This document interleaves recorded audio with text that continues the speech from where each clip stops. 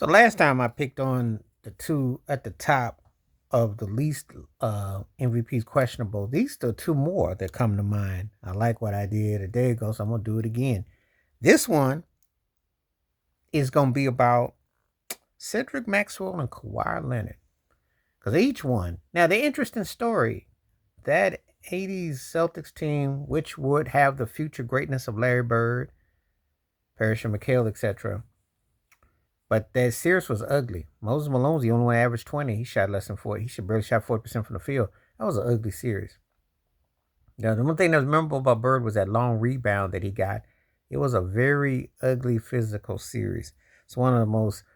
This is why people don't walk around rose-colored glasses when they always tell you everything was better back in the day. No, it wasn't, because that series was pretty ugly. Cedric Maxwell averaged 17.7, 9 boards, 5 assists. Cornbread, who basically was a 15-point average type of dude.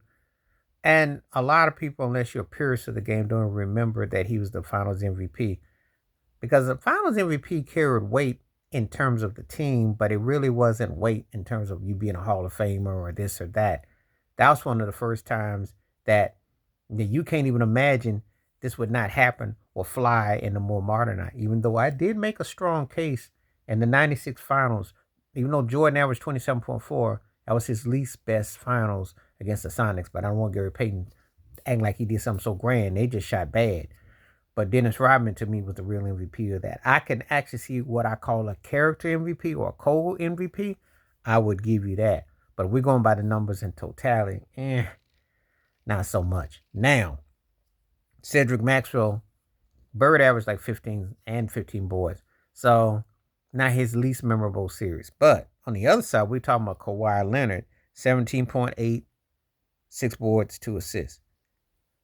But it was historical finals because that finals, the Spurs, aside from LeBron James' 28 plus points, he averaged like 60-something points combined. Dwayne Wade looked old and busted. Chris Bosh was not happening. And they couldn't get anything going. Ray Allen did have a good first game. Remember that dunk coast to coast in the third? I was like, wow, Ray got spring in him. But that was the game they turned the heat off. LeBron turned the air conditioner off and he cramped up and then finished game one. I do believe they had won game one. That could have been a different series, but I'm just saying. But anyway, having said all that though, Kawhi Leonard got the Finals MVP because he played defense on LeBron. See, it's something about playing defense on him. Well, your numbers don't look special. Kawhi Leonard to Andre Iguodala. Except Kawhi wasn't considered as offensive as the Iguodala. But the Spurs were playing together as a team. They were getting contributions. Tim Duncan was older, but he was still effective. He had Ginobili, he had Parker. Okay. But you had a lot of contributions from a lot of Patty Mills. Those guys was coming up, Boris Diaw. They were hitting shots, and I didn't even want to talk about it as a Heat fan. So that was one of them series that I would just assume try to forget. But anyway, the interesting debate is who was the worst of the more questionable Finals MVP out of Kawhi and Cedric. I think you could actually say in this argument it would probably be Kawhi because as great as he was on defense and he was balling, the Cedric, because he scored more, I can give a nod to.